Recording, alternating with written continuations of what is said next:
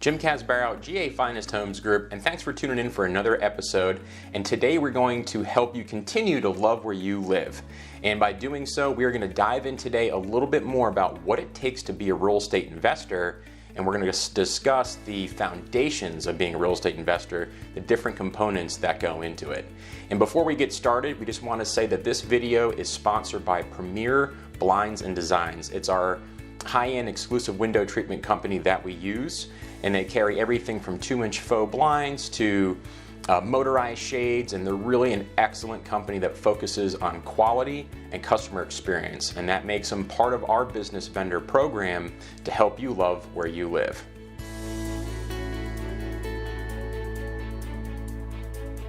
So let's talk about what it takes to be a real estate investor. And that real estate investing is such a large topic. You can go into so many different methods. There's really so many rabbit holes you can jump into, but today we want to focus on kind of the overall general picture of the main disciplines of real estate investing. And if you're watching this video, starting points or even maybe some advanced tactics you can use to get into it here in our local areas. So I want to start by saying there's really two different things to think about if you're thinking about getting into real estate investing, or if you are an active real estate investor. And really it comes down to how much time and how much capital you have access to. So that said, there's really two genres to go into it. There is what we call active investing, and there's what we call passive investing. So active, as it kind of assumes in the name, is you're basically taking a very hands-on approach, meaning active investors are typically people that we kind of categorize as either wholesalers or rehabbers, fix and flippers. A lot of the TV shows that you see on HGTV, the Property Brothers, all those kind of things, those guys are active.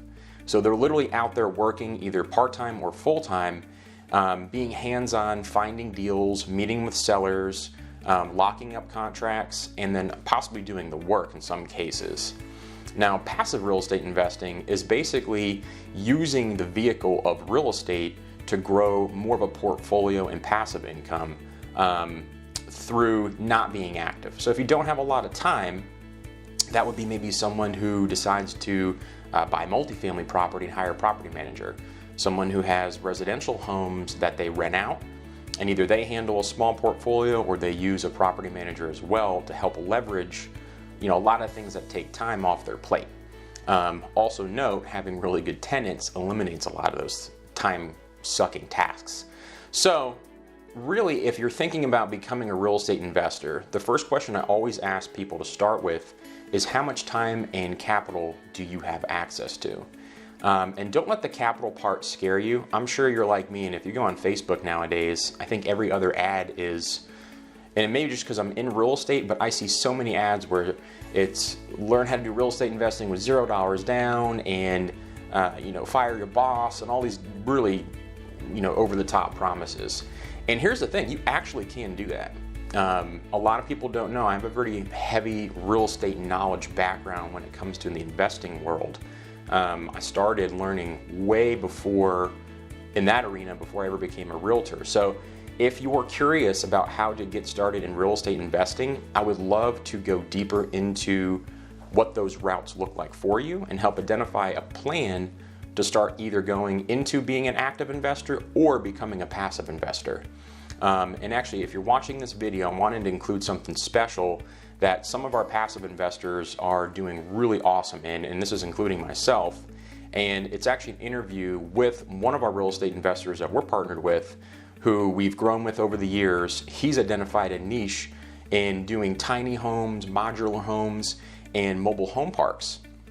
And he's having a killer ROI that it comes with it if you're someone that doesn't want to be hands-on or doesn't have the time to really spend doing real estate either part-time or full-time.